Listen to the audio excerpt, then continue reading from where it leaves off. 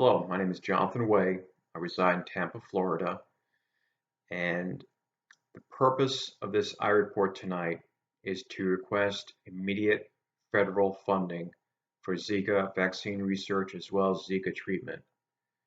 For those who are not 100% acquainted with Zika, Zika is a virus. It's been with us since after World War II. Uh, its symptoms typically are fever, rash, joint pain, and red eye, which are very common viral uh, symptoms. Some people who contract Zika don't exhibit these symptoms. Uh, Zika is contracted from either a bite of an infected Aedes mosquito or sex with an infected man. The virus can be transferred from an infected mother to a fetus, causing severe neurological damages such as microencephaly. At this time, there are 1,133 cases of Zika in the United States. Unfortunately, of those 1,133 cases, 320 are among pregnant women. At this time also, all the cases of Zika in the United States resulted from either people uh, catching the infection while visiting an infected region or sex with an infected person. So at this time, there hasn't been any cases of anyone actually getting the disease from a mosquito that's in the United States. However, that's expected to change. And I'm very concerned about this disease for several reasons. First, that there is no vaccine to prevent it. There are no medical treatments available for it. And as I mentioned previously, in the future, local transmission will occur in the southern part of the United States as well as Hawaii. So basically, 40% of the nation's population will be at jeopardy for this disease. As of today, there were 11 new infections diagnosed in Florida, which is the single largest number of new infections diagnosed in a day. There are 263 cases in the state of Florida, which is only second to New York.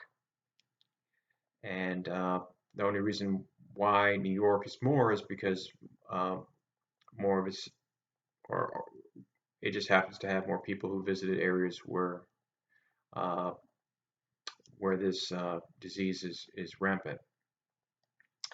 And I'm making a plea right now for increased funding for Zika vaccine development and Zika treatment. Uh, Recently, there was a measure put forth in Congress for requesting $1.1 billion of emergency funding for Zika uh, research, vaccine development, as well as mosquito eradication efforts. And unfortunately, that was not addressed. Now, this amount is actually a little bit less than what was put forth 4 or 5 months ago. I think it was back in January, February, uh, and at that time they were requesting 1.9 billion. So the amount of the request actually has declined, and while really the need for this funding has really increased, and unfortunately, it's unlikely that any funding will be passed uh, until later on in the year because there is just a short window where Congress is going to be in session. It's the window between after the break, after July 4th break to the middle of the month, and then Congress is on a break until Labor Day.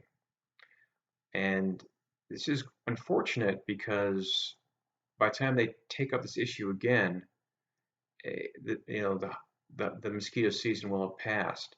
So they might not be as willing to pass this legislation to fund this research because the mosquito period has gone by.